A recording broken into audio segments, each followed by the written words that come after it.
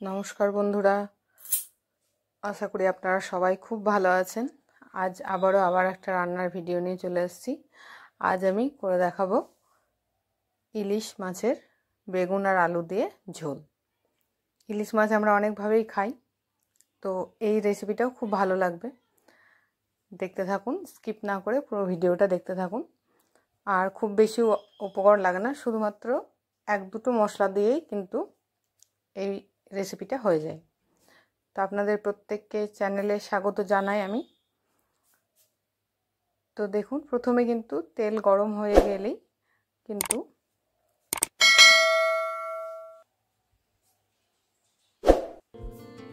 ইলিশ মাছগুলোকে কিন্তু ভেজে নিয়ে তুলে নিতে হবে। একটু হালকা করে ভেজে নিচ্ছি। এইখানে কিন্তু আপনারা ইলিশ মাছটা কিন্তু কাঁচাও দিতে পারেন ঝোলের মধ্যে, সেটাও কোনো ব্যাপার না। আমি একটু হালকা করে ভেজে নিচ্ছি, খুব বেশি কিন্তু ভাজিনি, হালকা করে ভেজে নিচ্ছি। তো দেখুন, খুব হালকা হালকা করে ভেজে আমি সব মাছগুলোকে এবার তুলে নিলাম। আর ইলিশ মাছ এমন একটা মাছ যেটার সঙ্গে যে কোনো রেসিপি যতই হালকা পাতলা যেমন করেই খান না আপনি, খেতে কিন্তু খুবই সুন্দর হয়, খুবই টেস্ট হয় যদি মাছটা ভালো হয়। তো আমার আরও কিছু মাছ ছিল, সেগুলোকেও আমি কিন্তু ভেজে নিলাম।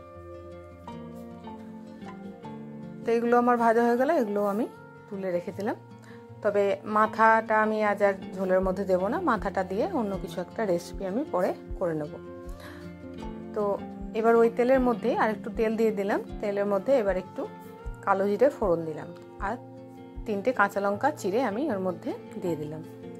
এবার আপনারা আপনাদের ঝাল যদি বেশি খেতে চান তাহলে আরও বেশি কাঁচা লঙ্কা অ্যাড করতে পারেন। আমি এতটা পরিমাণে আমার ঝাল লাগবে।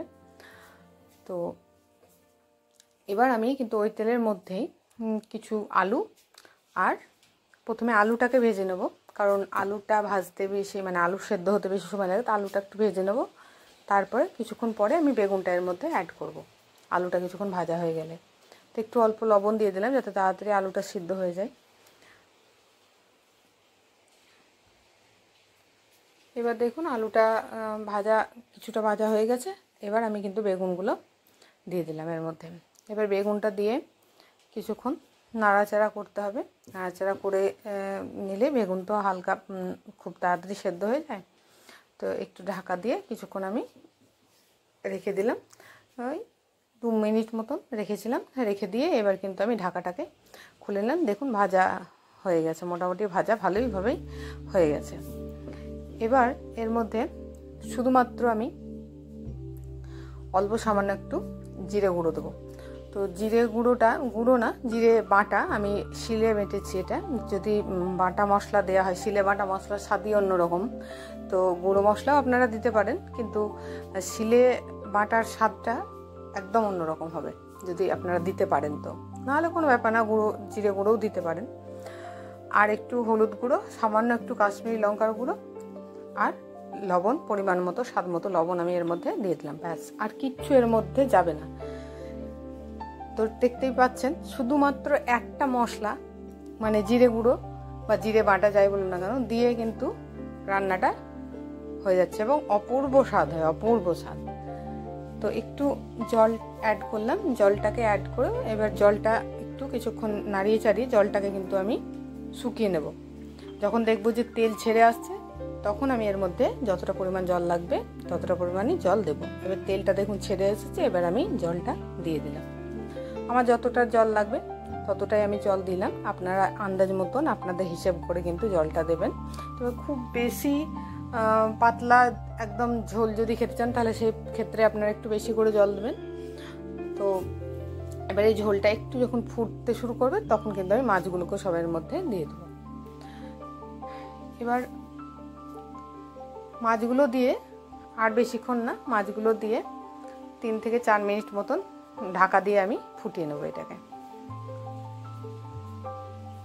ঢাকা দিয়ে ফুটিয়ে নিলেই কিন্তু আমার রান্না একদম রেডি। তো কত ইজি এবং কত টেস্টি একটা রান্নার নিশ্চয়ই কালার দেখে বুঝতে পারছেন যে রান্নাটা কত সুন্দর হতে পারে। তো দেখুন কত সুন্দর আমার রান্না কমপ্লিট। আলুগুলোও আশা করি সব সিদ্ধও হয়ে গেছে। হ্যাঁ, আমার আলুগুলোও সিদ্ধ হয়ে গেছে, আমি দেখে নিলাম। তো এবার আমি কিন্তু রান্নাটা এবার রেডি হয়ে গেছে, এবার আমি নামিয়ে নেব। এই সময় আপনারা মনে করলে একটু চেরা কাঁচা লঙ্কা দিতে পারেন, কিন্তু আমি আর দিইনি, কারণ আমি আগে 3টে কাঁচা লঙ্কা দিয়েছিলাম, তো অতিরিক্ত ঝাল হয়ে গেলে তখন খেতে পারবে না, তার জন্য আমি আর দিইনি। তো দেখুন কালারটা দেখুন, আর ডিম ভর্তি, ইলিশ মাছটা এত বড় ছিল এবং ডিম পেট ভর্তি একদম ডিম ছিল সব। আর ইলিশ মাছের ডিমও খেতে কিন্তু খুব ভালো লাগে, খুব টেস্টি হয়। তো আমার রান্নাটা কমপ্লিট, এবার কিন্তু আমি নামিয়ে নিলাম। তো কেমন লাগলো বন্ধুরা অবশ্যই জানাবেন রান্নাটা কেমন হয়েছে। আর রান্নার যে ইনগ্রিডিয়েন্টসগুলো আমি ডেসক্রিপশন বক্সে দিয়ে দেবো, আপনারা চাইলে কিন্তু দেখে নিতে পারেন। আর ভালো লাগলে অবশ্যই ভিডিওটা লাইক শেয়ার সাবস্ক্রাইব করতে কিন্তু ভুলবেন না। তা আজকের মতো এখান পর্যন্ত, টাটা।